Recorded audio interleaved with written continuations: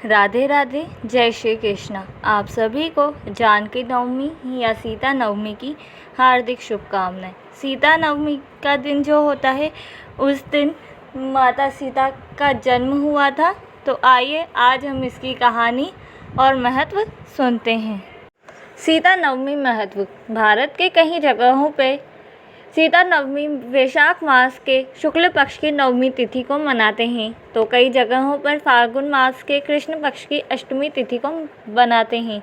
कहा जाता है इस दिन माता सीता और प्रभु श्री राम की पूजा करने से माँ लक्ष्मी के साथ विष्णु का आशीर्वाद प्राप्त होता है। इस दिन माता सीता की पूजा करने के साथ उन्हें 16 श्रृंगार चढ़ाना चाहिए। इससे अखंड सौभाग्य की प्राप्ति होती है। आइए अब हम सुनते हैं माता सीता के प्रकट होने की कथा। वाल्मीकि रामायण के अनुसार एक बार राजा जनक के राज्य मिथिला में सूखा पड़ गया था। ऐसे में प्रजा के साथ साथ राजा काफ़ी परेशान थे। ऐसे में राजा जनक ने ऋषियों से इसका समाधान पूछा, तो उन्होंने बताया कि अगर वे स्वयं हल चलाएंगे तो इंद्र देवता अवश्य प्रसन्न होंगे और आपका राज्य में एक बार फिर से वर्षा होगी।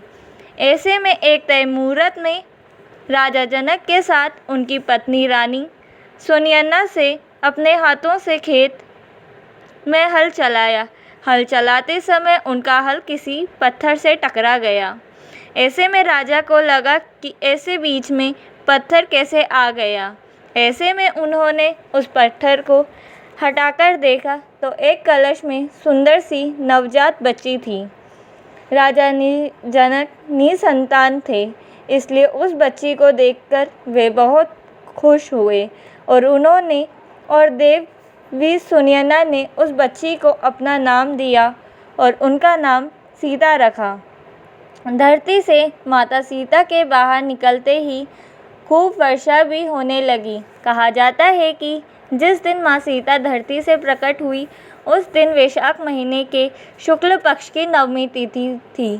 तभी से इस दिन को सीता नवमी या जानकी नवमी के नाम से मनाया जाता है। हमें सीता माता की कथा के साथ साथ उनकी नित्य नेम की कथा भी अवश्य सुननी चाहिए।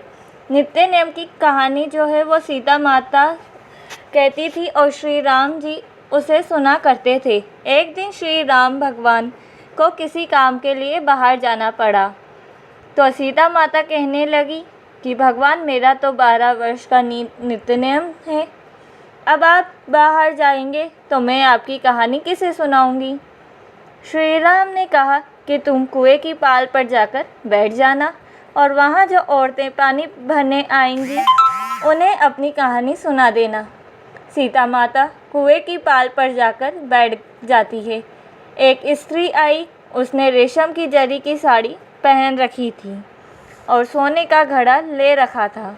सीता माता उसे देख कहती है कि बहन मेरा 12 वर्ष का नित्य नेम सुन लो। पर वह स्त्री बोली कि मैं तुम्हारा नित्य नेम सुनूंगी तो मुझे घर जाने में देर हो जाएगी और मेरी सास मुझे लड़ेंगी। उसने कहानी नहीं सुननी और चली गई। उसकी रेशम जरी की साड़ी फट गई, सोने का घड़ा मिट्टी के घड़े में बदल गया। सास ने देखा तो पूछा कि ये किस का दोष अपने सिर लेकर आ गई है। बहू ने कहा कि कुएं पर और एक औरत बैठी थी, उसने कहानी सुनाने के लिए कहा, लेकिन मैंने सुनी नहीं, जिसका यह फल मिला।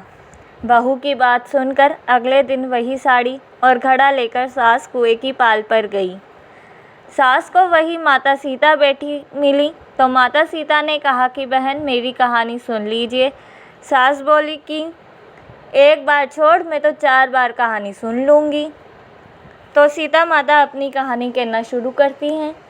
राम आए लक्ष्मण आए, देश के पुजारी आए, नित्य नेम का नेम लाए, आओ राम बैठो राम, तपी रसोई जियो राम, माखन मिश्री खाओ राम, दूध बताशा पियो राम, सूत के पलका मोटो राम, शाल दुशाला पोठो राम, शाल दुशाला ओढ़ो राम, जब बोलूं जब राम ही राम, राम संवारे सबके काम, खाली घर भंडार भरेंगे, सबका बेड़ा पार करेंगे, श्री राम जय जय राम।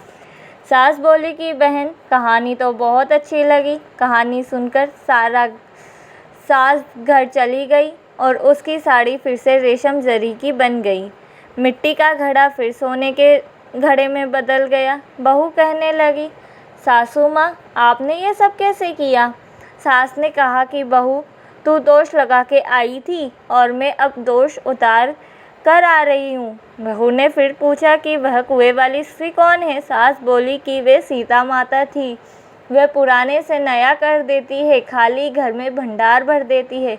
वह लक्ष्मी जी का वास घर में कर देती है। आदमी को जो भी इच्छा हो उसे पूरी कर देती है। बहू बोली कि ऐसी कहानी मुझे भी सुना दो। सास बोली कि ठीक है, तुम भी सुनो। और सास ने कहानी शुरू की। राम आए लक्ष्मण आए, देश के पुजारी आए, नित्य नेम का नेम लाए। आओ राम बैठो राम, तपी सर रसोई जियो राम। माखन मिश्री खाओ राम, दूध बसा पियो राम। सूत के पलका मोटो राम, शाल दुशाला पोठो राम। राम शाला दुशाला ओढ़ो राम, जब बोलूं जब राम ही राम। राम संवारे सबके काम, खाली घर भंडार भरेंगे, सबका बेड़ा पार करेंगे। श्री राम जय जय राम। कहानी सुनकर बहू बोली कि कहानी तो बहुत अच्छी है। सास ने कहा कि ठीक है, इस कहानी को रोज़ कहा करेंगे। अब सास बहू रोज़ सवेरे उठती, नहाती धोती और पूजा करने के बाद नित्य नेम की कहानी कहती। एक दिन उनके दिन यहाँ एक पड़ोस की औरत आई और बोली कि बहन ज़रा सी आँच देना। तो वह बोली कि आज तो तब अभी हमने जमाई ही नहीं। पड़ोसन ने कहा कि तुम तो सुबह 4 बजे से उठकर क्या कर रही हो फिर?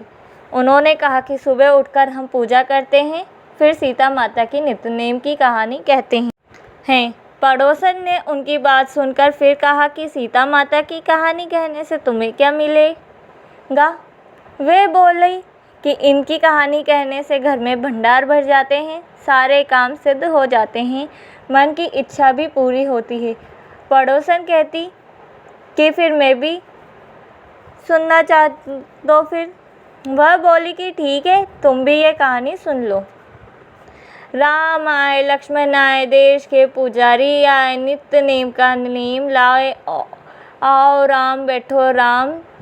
ऐसे कहती कहती वो सास अब पूरी कहानी पड़ोसन को सुना देती। सारी कहानी सुनने के बाद पड़ोसन कहने लगी, बहन कहानी तो मुझे बहुत अच्छी लगी। अब वह पड़ोसन भी नित्य नेम सीता माता की कहानी कहने लगी। कहानी कहने से सीता माता ने पड़ोसन के भी घर भंडार भर दिए। अब तो पूरे मोहल्ले में नित्य नेम की कथा चल पड़ी। हर किसी की मनोकामना पूरी होने लगी। हे सीता माता, जैसे आपने उनके घर भंडार भरे, वैसे ही हमारे घर भी भंडार भरना, कहानी सुनने वाले के भी और कहानी कहने वाले के भी। ऐसी ही और कथा कहानी सुनने के लिए आप प्लीज़ हमारे चैनल को सब्सक्राइब करें, लाइक करें, शेयर करें।